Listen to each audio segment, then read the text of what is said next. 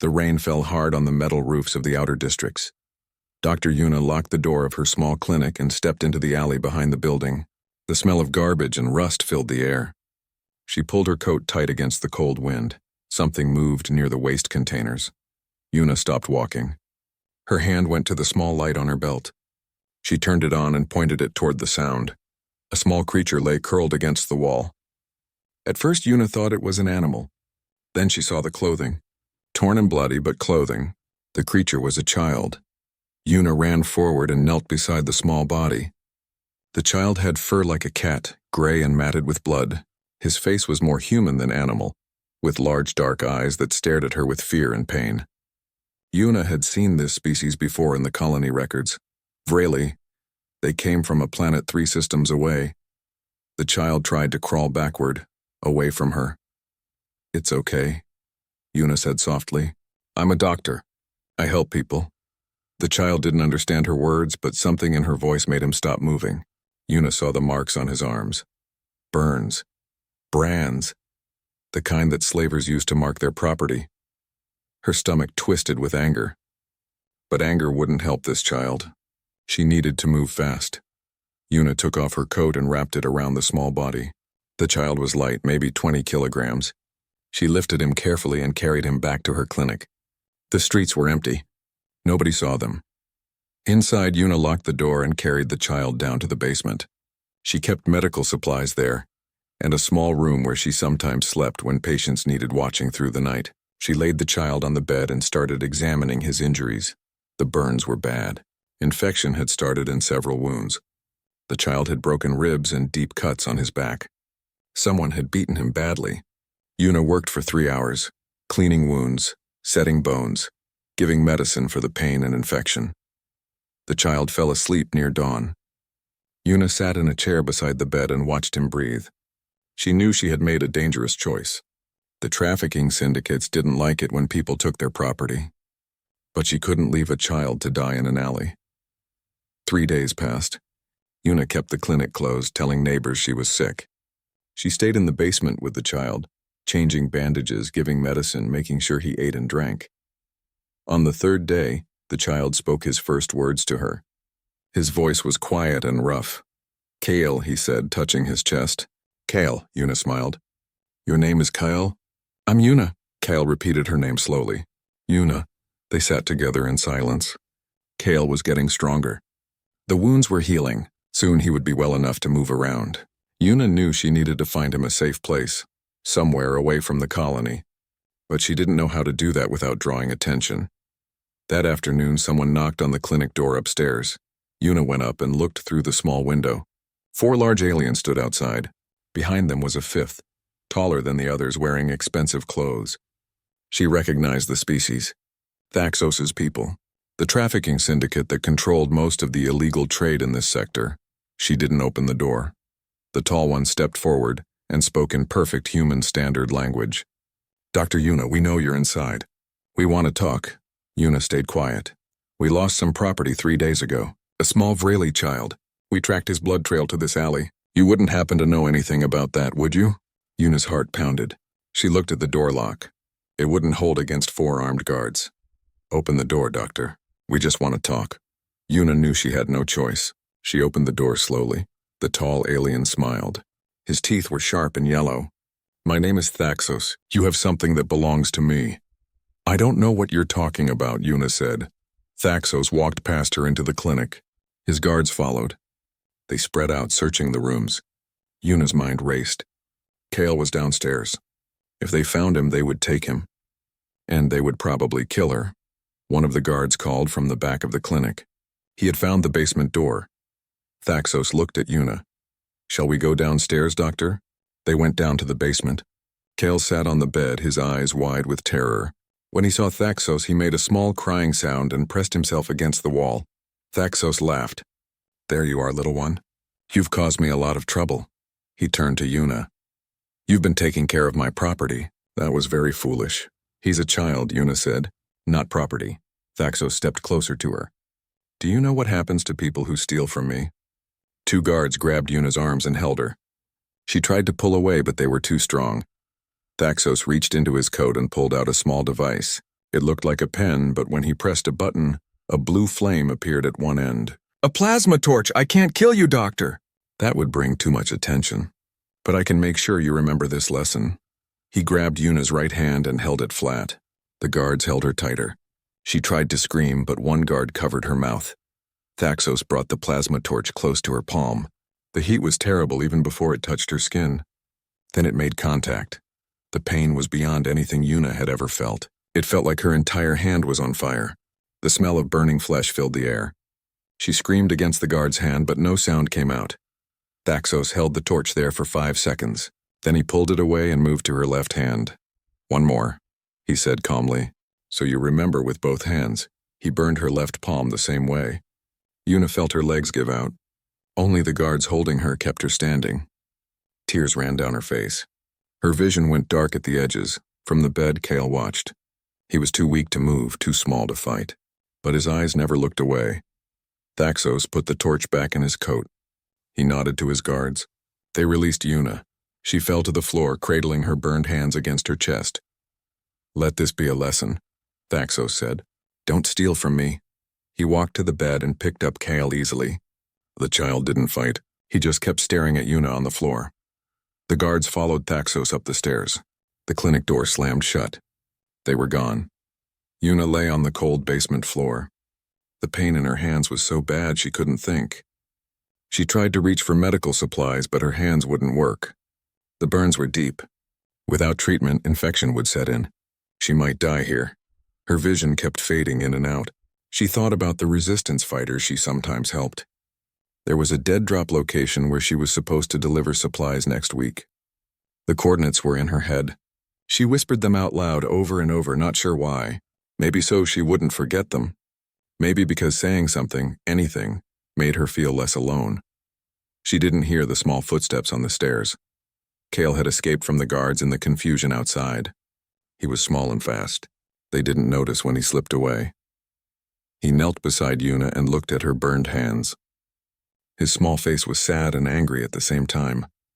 He tried to wrap her hands with cloth, but he didn't know how to do it properly. Yuna's eyes opened slightly. She saw Kale's face above her. Go, she whispered. Hide, they'll come back, but Kale had heard her whispers. He had memorized the coordinates.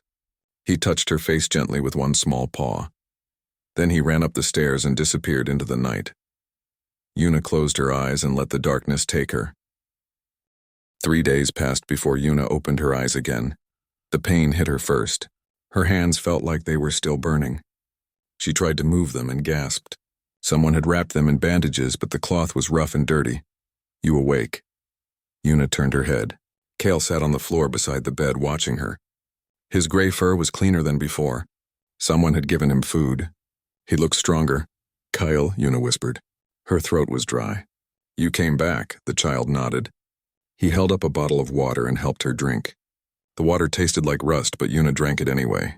You need to go, she said. Thaxos will come back. He'll find you. Kale shook his head. He leaned forward and his dark eyes were serious. In broken human words, he asked, Want us to even the score? Yuna didn't understand. Her mind was still foggy with pain. What? Kale pointed at her hands. Then he made a gesture like he was hitting something. Even the score. You help Kale, we help you. We? Yuna asked. Who is we? Before Kale could answer, footsteps sounded on the stairs. Yuna tried to sit up, but pain shot through her hands. She fell back on the bed. 3 human children came down the stairs. 2 boys and 1 girl. They looked young, maybe 10 or 11 years old. They carried bags of medical supplies and food. The tallest boy spoke first. Don't worry, Dr. Yuna, we're here to help.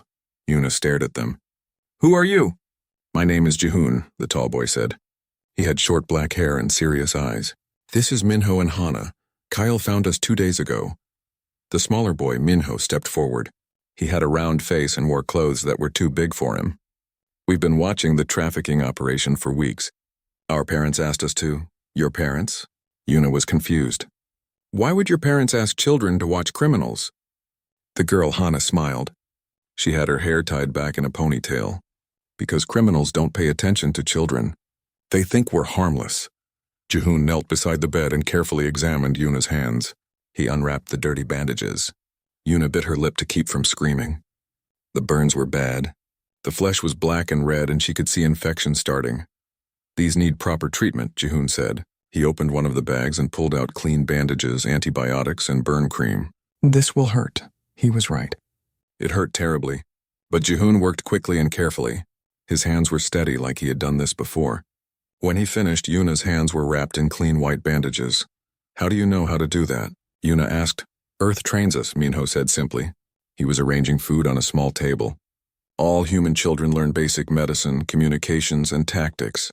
They start teaching us when we're 6 years old. Yuna felt cold despite the blankets. Why? Hana sat down on the edge of the bed. Because humans remember what happened to Earth during the first contact wars. Other species attacked our colonies. They killed our families. Our leaders decided that would never happen again. Every human child is trained to survive, and to fight back if necessary. But you're just children, Yuna said weakly. Jihoon finished packing away the medical supplies. Yes, and that's why we're useful. Nobody suspects children. We can go anywhere, listen to anything, and report back. The adults taught us for emergencies, but we learned something else too. What? Yuna asked. Kyle spoke up, his voice quiet. Human cubs don't forget, and they don't forgive, Jihoon nodded. You saved Kyle. You protected him when it cost you everything. We protect people who protect others. That's what makes us human. Minho handed Yuna a bowl of soup. Can you eat? Yuna tried to hold the bowl, but her hands wouldn't work. The nerve damage was too bad. Minho sat beside her and helped her eat, spoonful by spoonful. While she ate, the children explained what had happened. Kale had remembered the coordinates Yuna whispered. He knew they were important. He went to the dead drop location and waited. But the resistance fighters didn't come. Instead, he found these 3 children. Jihoon, Minho, and Hana were part of a network. They called it the Colony Eyes. Adult resistance fighters used them to gather information. The children could move around the colony without drawing attention. They listened to conversations. They watched where people went. They learned things that adults couldn't.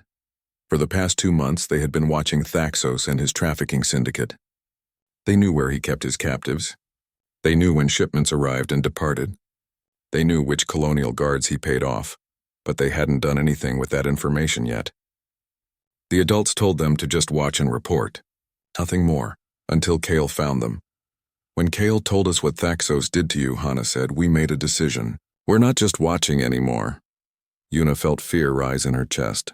You can't fight Thaxos. He'll kill you. He won't get the chance, Jihoon said calmly. We're not going to fight him. We're going to destroy him. How? Minho grinned. It was a strange expression on such a young face. We already started. 2 days ago, I planted listening devices in every building Thaxos uses. Yesterday, Hana accessed the shipping manifests using her mother's pilot credentials. Today, Jihoon is going to make friends with the guards at the main warehouse. Yuna looked at each child in turn. They were serious. They weren't playing a game. They had a plan and they were already executing it. Your parents, she said, do they know what you're doing? Not everything, Hana admitted. They know we gather information. They don't know we're planning an operation. You need to stop, Yuna said. This is too dangerous, Jihoon stood up. Dr. Yuna, I'm going to tell you something my father told me. He's the colonial administrator. He helps run this whole colony, and he said that civilization isn't measured by how strong we are. It's measured by who we choose to protect. You chose to protect Kale. Now we choose to protect you. But I don't need— Yes, you do, Minho interrupted. He pointed at her hands. You can't work. You can't defend yourself. And Thaxos will probably come back to make sure you learned your lesson. You need us. Kyle climbed onto the bed and sat beside Yuna. He took her bandaged hand very gently in his small paws. Want us to even the score? He asked again. This time Yuna understood what he was asking. He wasn't offering to help her. He was asking for permission. These children were going to do something whether she agreed or not. But they wanted her blessing. She looked at each face. Jihoon, serious and determined. Minho, smart and eager. Hana, confident and strong. And Kale, the small alien child who had watched Thaxos burn her hands. If I say yes, Yuna said slowly, will you promise to be careful? We're always careful, Hana said. That's how we stay alive. Yuna closed her eyes.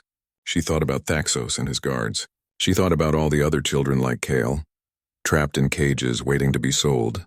She thought about her hands, ruined forever. She opened her eyes and looked at Kale. "Even the score," she said quietly. Kale smiled. It was the first time she had seen him smile. Ji-hoon nodded once. "Then we start tomorrow. Dr. Yuna, you need to rest and heal. We'll take care of everything else." The children gathered their things and prepared to leave. Before they went up the stairs, Ji-hoon turned back. "Dr. Yuna, there's something you should know about human children." "What?" "We have very long memories. And we're very patient. Thaxos hurt someone who heals and protects. He made a mistake. He just doesn't know it yet." The children left. Yuna lay in the bed, her hands throbbing with pain. But for the first time in 3 days, she felt something other than fear. She felt hope. And somewhere in the colony, in the dark places where criminals lived, Thaxos sat in his office and counted his profits. He had forgotten about the doctor and the child. That was his second mistake. 2 weeks passed like water flowing downhill, slow but unstoppable. Yuna stayed in the basement of her clinic. Her hands healed slowly. The burns left thick scars across both palms. She could move her fingers now, but they were stiff and clumsy. She tried to hold a medical scanner one morning and dropped it. The device shattered on the floor. She sat on the bed and cried. Her career was over. She would never perform surgery again. She could barely hold a cup of water. Kale found her like that. He climbed onto the bed and put his small arms around her. He didn't say anything. He just held her while she cried. Later that day, Ji-hoon came to check on her. He brought 2 more children with him. "Dr. Yuna, this is Somin and Daehyun," he said. "They're part of our team." Somin was a 12-year-old girl with glasses and a serious expression. Daehyun was 10, small and thin with quick movements and bright eyes. "Somin handles communications," Ji-hoon explained. "She's been listening to everything Thaxos and his people say on their encrypted channels." "I broke their encryption in 3 days," Somin said proudly. "It wasn't very good encryption." "Daehyun is our tech specialist," Ji-hoon continued. "He got us access to the colony's surveillance network." Daehyun grinned. "The security on the system is terrible. I think they forgot children go to the same schools where they teach computer science." Yuna wiped her eyes. "What have you learned?" Salman opened a tablet and showed Yuna a map of the colony. Red dots marked locations across the screen. "Thaxos has 3 holding facilities. This one in the industrial sector holds adult captives. This one near the spaceport is for high-value targets. And this one," she pointed to a dot in the outer districts, "is where they keep children." Yuna felt sick. "How many?" 47 captives total," Soman said. 12 of them are children. Different species. They're waiting for a buyer. "When is the next shipment?" Yuna asked. 3 weeks from now," Ji-hoon said. "A ship is coming from outside the system. They'll load all the captives and leave. Once they're gone, we'll never find them." "So we have 3 weeks," Yuna said. "We have 2 weeks," Ji-hoon corrected. "We need 1 week to prepare the actual operation." Yuna looked at the map. 3 facilities, 47 captives, and a team of children to rescue them. It seemed impossible. "Tell me your plan," she said.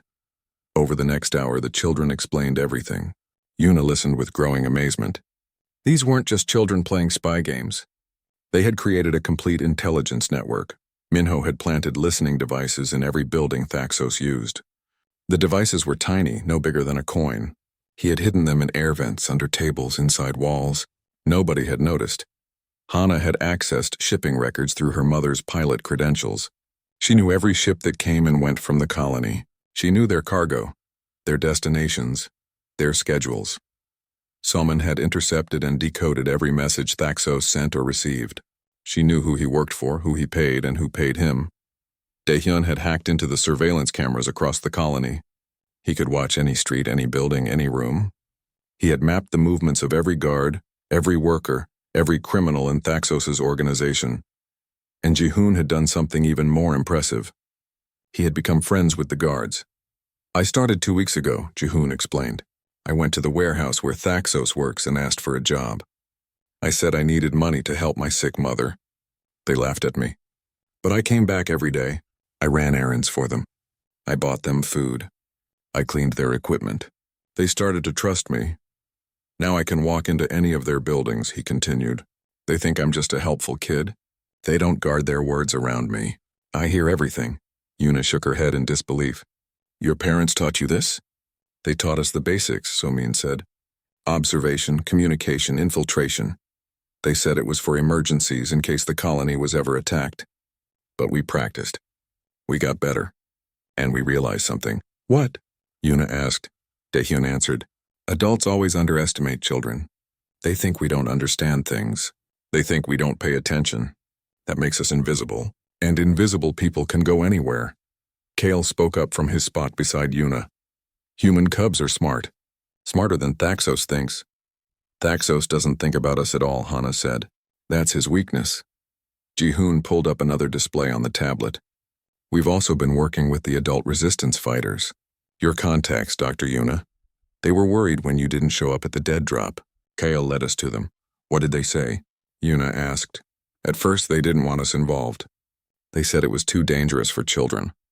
But we showed them our intelligence. We showed them everything we had learned.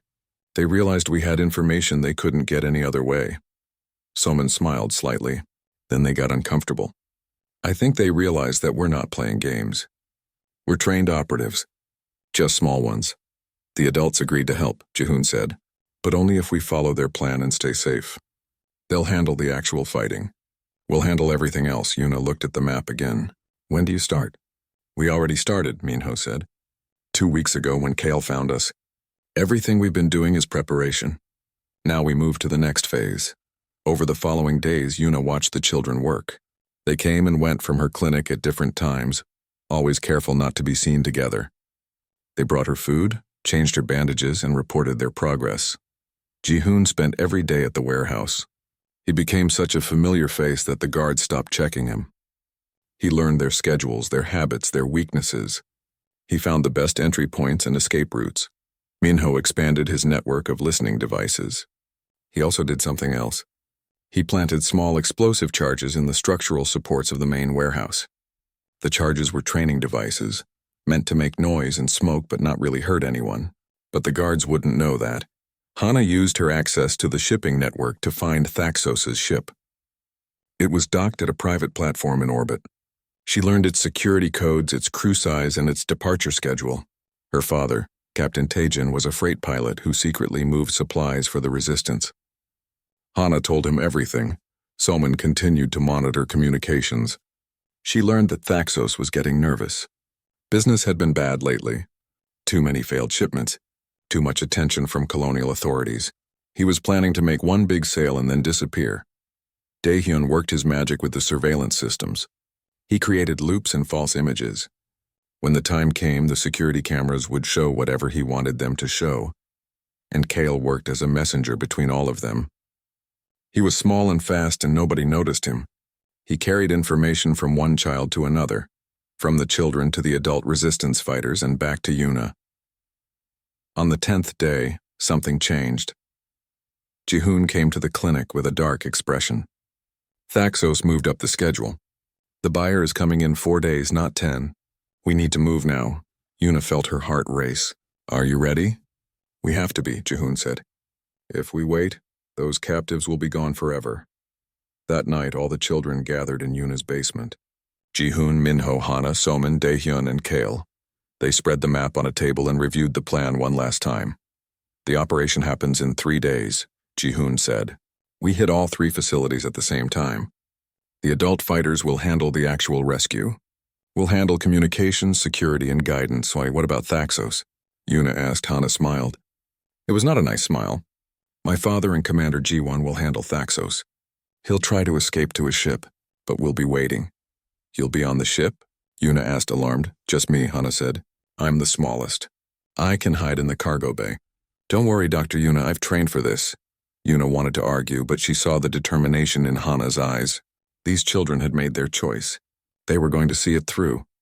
Be careful, was all she could say. Jihoon looked at each of his teammates. Remember what we learned. Patience, precision, protect each other. And come home safe. They nodded. Kyle took Yuna's scarred hand gently. We even the score now. Yuna squeezed his paw with her stiff fingers. Even the score. The children left one by one, disappearing into the night. Yuna sat alone in the basement, her hands throbbing with phantom pain. In 3 days, everything would change. Either the children would succeed or Thaxos would discover their plan and kill them all. Yuna prayed to whatever gods might listen. She prayed for the safety of children who had chosen to fight for her. Children who remembered that she had protected one of their own. And in his office across the colony, Thaxos prepared for his final shipment. He had forgotten about the doctor with the burned hands. He had forgotten about the small alien child, but they had not forgotten him. The operation began at 4 a.m. when the colony was darkest. Yuna couldn't sleep. She sat in her basement room, her scarred hands folded in her lap. Somewhere out there, children were moving through the shadows. Children were risking their lives because she had saved one small alien child. She checked the clock. 4:15.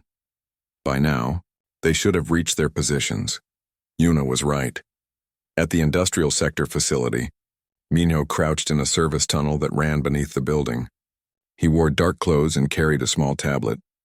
Beside him, 3 adult resistance fighters checked their weapons. They looked nervous. Minho did not. Security cameras loop in 30 seconds, Minho whispered. He tapped commands into his tablet. Daehyun, you ready? Across the colony, in his bedroom, Daehyun sat at his computer. His parents thought he was sleeping. Instead, he was inside the colony's entire surveillance network. Ready, loops active. You're invisible. Main door unlocked, Soman's voice came through their earpieces. She was in a communication hub near the spaceport, fingers flying across multiple keyboards. Guard shift change in 2 minutes. Move during the change. Minho turned to the adult fighters. Time to go, they moved fast. The tunnel led to the facility's basement. Minho had mapped every corridor, every room, every guard position. He led the adults through the building like he owned it. They found the captives in a large room on the 2nd floor. 20 adult aliens, different species, all chained to the walls. The single guard at the door was drinking something and didn't notice them until it was too late. One of the resistance fighters grabbed him from behind. The guard went down without making a sound. Clear, Minho said into his microphone. 20 captives secured. At the spaceport facility, Hana moved through the cargo area with her father, Captain Taejin, and Commander Jiwon. Hana was small enough to crawl through ventilation shafts. She had spent the past 2 hours placing herself inside the facility, waiting for the signal. Now she dropped down from a ceiling vent into the guard room. The 2 guards spun around in surprise, but Commander Jiwon was already coming through the door behind them. The guards surrendered without fighting. 15 captives here, Hana reported, all high-value targets. They're scared but healthy. In the outer districts, at the facility where they kept children, Jihoon walked straight through the front door. The guards knew him. He had been bringing them food for 2 weeks. They smiled when they saw him. Hey, kid, little early for breakfast, isn't it? Jihoon smiled back. My mother asked me to start early today. She's feeling better. The guards waved him through. Jihoon walked down the corridor toward the room where the children were kept. Behind him, hidden in the shadows outside, more resistance fighters waited for his signal. Jihoon reached the holding room. Through the small window, he saw 12 alien children. Different ages, different species. All of them looked tired and scared. One of them was very small, with gray fur like Kale. Jihoon pressed a button on his watch. The signal, the lights in the facility went out. Daehyun had cut the power. The guard shouted in confusion. Emergency lights came on, but they were dim. In the chaos, the resistance fighters rushed inside. Jihoon already had the door to the holding room open. He spoke to the children in simple words. We're here to help. Follow me, stay quiet. The children looked at him with wide eyes. They saw a human child. Maybe older than some of them, but still small. Still young, but something in his voice made them trust him. They followed. Jihoon led them through the corridor past the guards who were still trying to figure out what happened. The resistance fighters created a path, keeping the guards busy. Within 5 minutes, all 12 children were outside the facility and running toward waiting vehicles. All captives secured, Jihoon said into his microphone.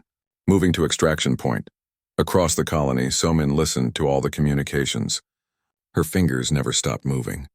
She jammed every signal Thaxos's people tried to send. She redirected their calls to dead numbers. She made sure they couldn't call for help or warn each other. All teams moving to extraction, she reported. Thaxos just noticed something is wrong. He's trying to reach his facilities. I'm blocking everything. In his office at the main warehouse, Thaxos screamed at his communication device. Nothing worked. He tried 3 different channels. All dead, what's happening? He shouted at his guards. One guard ran into the office. Boss, we got reports of trouble at all 3 facilities. Can't get through to anyone. Thaxos's face went dark with rage. Get to my ship, now. We're leaving. He grabbed a small case that held his most valuable possessions and ran for the exit. 4 guards followed him. They piled into a vehicle and raced toward the spaceport. Thaxos didn't know that Minho's explosive charges were already set in his warehouse. He didn't know that every camera in the colony was showing false images.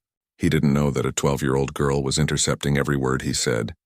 And he didn't know that a 10-year-old girl was hiding in the cargo bay of his ship. Hana had boarded the ship hours ago. When the crew was off duty, she found a storage compartment behind some crates and made herself comfortable. She had food, water, and a communication device. She waited. Now she heard footsteps on the ship's ramp. Voices shouting. Thaxos and his guards were boarding. Launch now, Thaxos ordered. Get us out of orbit. The ship's engines powered up. Hana felt the vibration through the floor. They were leaving the ground. She pressed a button on her communicator. He's on the ship. We're in orbit. Her father's voice came back immediately. Copy that. We're right behind you. Captain Tajan's freight ship accelerated. Commander Jiwan stood beside him in the cockpit, wearing a military uniform. Behind them, 6 armed soldiers prepared to board. Lock onto his ship, Jiwan ordered. Don't let him jump to hyperspace. Tajan's hands moved across the controls. Locked. He's trying to run, but we're faster. Thaxos's ship turned and tried to flee. But Tajan matched every move. Within minutes, the freight ship was alongside the trafficker's vessel. This is Commander Jiwan of the Colonial Defense Force, Jiwan said over the communication channel. Power down your engines and prepare to be boarded. Inside Thaxos's ship, the crime boss screamed at his pilot. Jump to hyperspace. Can't, boss. They've locked onto us. If we jump, they'll track us. Thaxos pulled out a weapon. Then we fight. But before he could give the order, the lights on his ship went out. Emergency power kicked in, but the main systems were dead. In the cargo bay, Hana smiled. She had spent her time waiting by sabotaging the ship's power conduits. It was easy when you were small enough to fit into the maintenance crawl spaces. The boarding happened fast. Tajan's ship connected with Thaxos's vessel. The soldiers rushed aboard. They found 4 guards who surrendered immediately. And they found Thaxos in the cockpit still holding his weapon. Drop it, Commander Jiwan ordered. Thaxos looked at the soldiers, then at Jiwan. His face twisted with hate. You can't prove anything. I'm a legitimate businessman. We have recordings of everything, Jiwan said calmly. Every conversation. Every transaction. Every crime. Impossible. My communications are encrypted. Not anymore. Thaxos's eyes went wide. He finally understood. Someone had been watching him, listening to him, collecting evidence. For weeks. Who? He demanded. Who did this? A small figure emerged from the cargo bay. Hana walked up to stand beside Commander Jiwan. She looked at Thaxos with cold eyes. Thaxos stared at her. You're just a child. Yes, Hana said. And you hurt someone who heals children. That was your mistake. Thaxos lunged forward, trying to grab her. But Jiwan was faster. The commander's fist hit Thaxos in the face. The crime boss went down hard. Take him, Jiwan ordered. The soldiers grabbed Thaxos and dragged him away. Hana's father put his hand on her shoulder. You okay? I'm fine, Dad. Back on the colony's surface at Thaxos's warehouse, Minho pressed a button on his tablet. The training charges he had planted exploded with thunderous noise and clouds of smoke. The building shook. Windows shattered. Everyone inside ran for the exits, terrified. No one was hurt. That wasn't the point. The point was to destroy everything. Records, equipment, evidence of other crimes. The warehouse burned, and fire crews arrived too late to save anything important. By dawn, it was over. All 47 captives were free. Thaxos and 17 members of his organization were in custody. 3 facilities were shut down. The trafficking operation was destroyed. The children met at Yuna's clinic. They were tired but smiling. Jihoon had a small cut on his arm. Salman's eyes were red from staring at screens for hours. Daehyun looked like he might fall asleep standing up.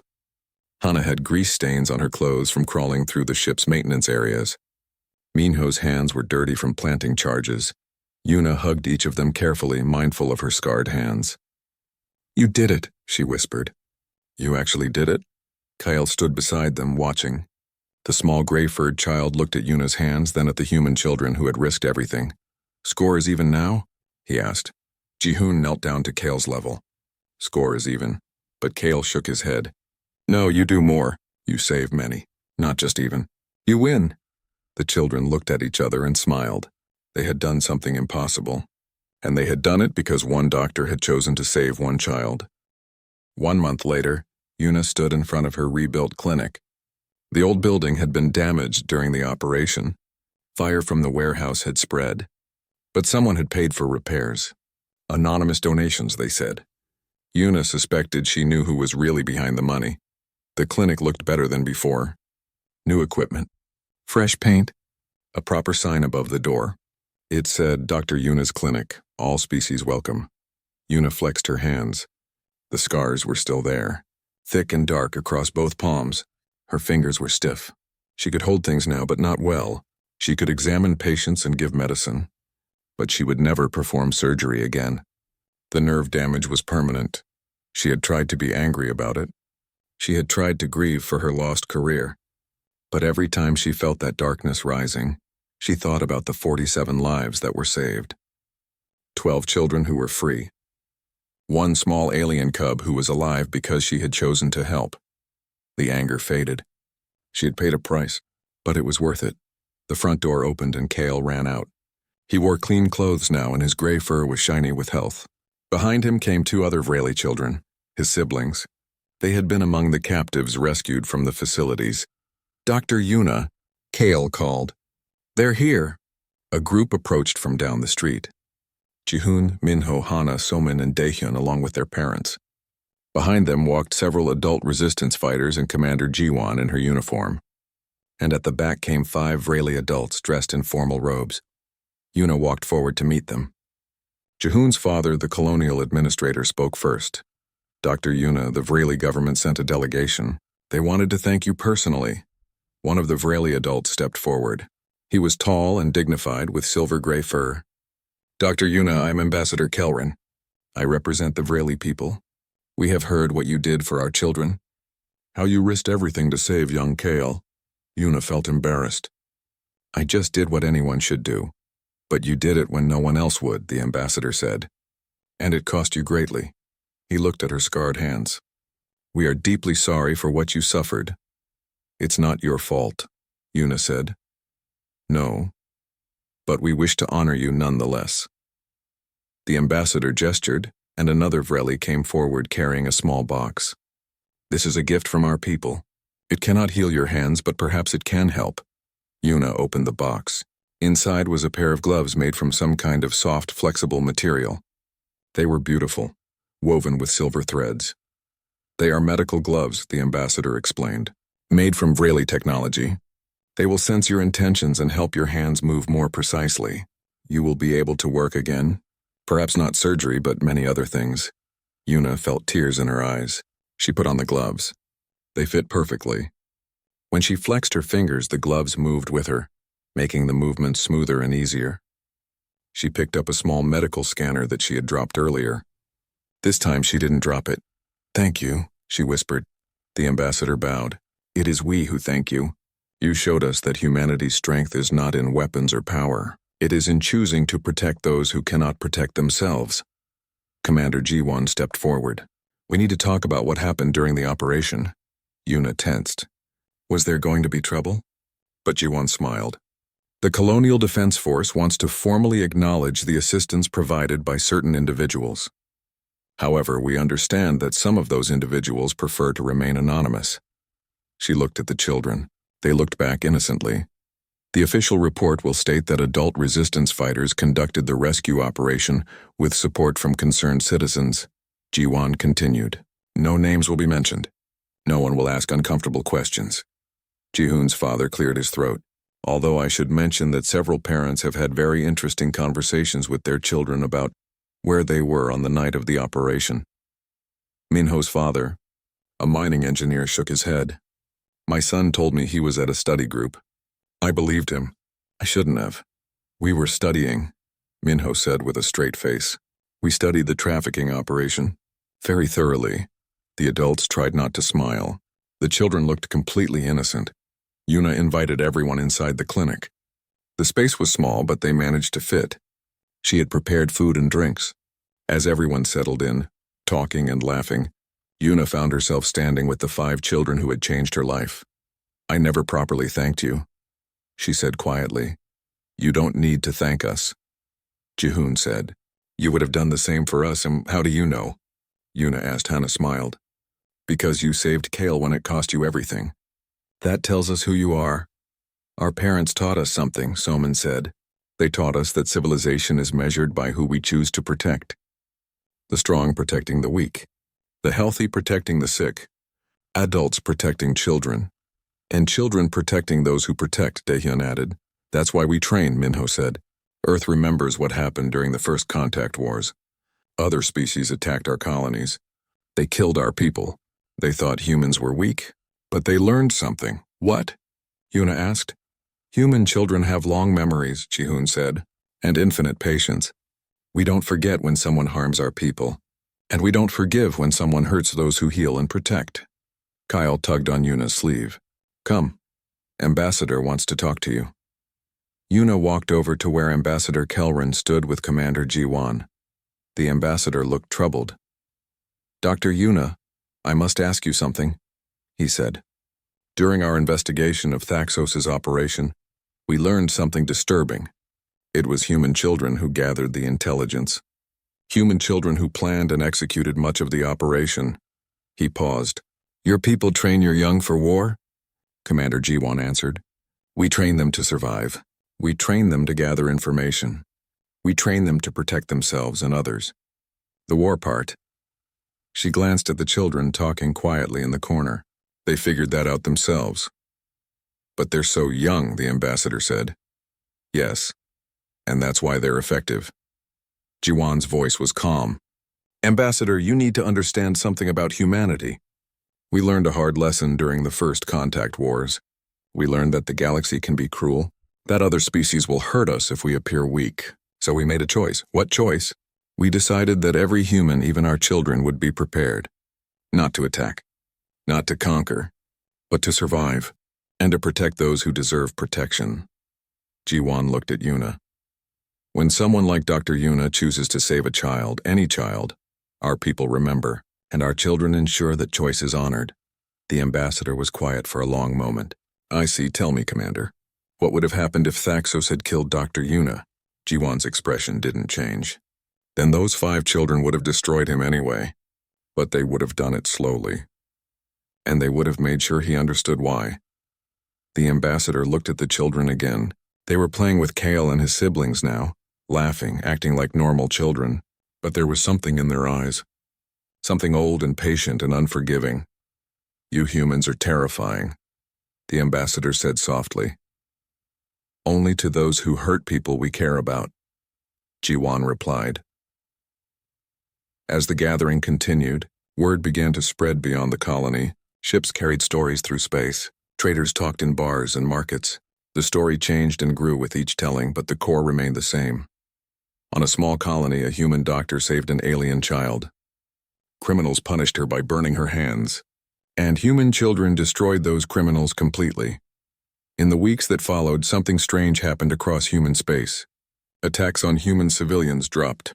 Crimes against humans decreased. Trafficking operations that had targeted human colonies suddenly moved elsewhere. Aliens who had considered humans weak or easy targets reconsidered. They had always known human soldiers were dangerous, but now they learned something new. Human children were dangerous too. Not because they were violent, but because they had long memories. Because they were patient, because they protected those who protected others, and because they never forgot. 3 months after the operation, Yuna received a message. It was from a Vreli news service. They wanted to interview her about what happened. She declined, but she did read the article they published. It talked about the rescue operation. It mentioned the 47 captives who were freed. It described how a trafficking syndicate was destroyed by unknown forces. And at the end, it included a quote from Ambassador Kelrin. "Humanity has taught us a valuable lesson. They have shown us that civilization is not measured by strength or technology. It is measured by who we choose to protect, and what price we are willing to pay for that choice." Dr. Yuna paid with her hands, and humanity's children ensured that sacrifice was not forgotten. Yuna put down the article and looked at her gloved hands.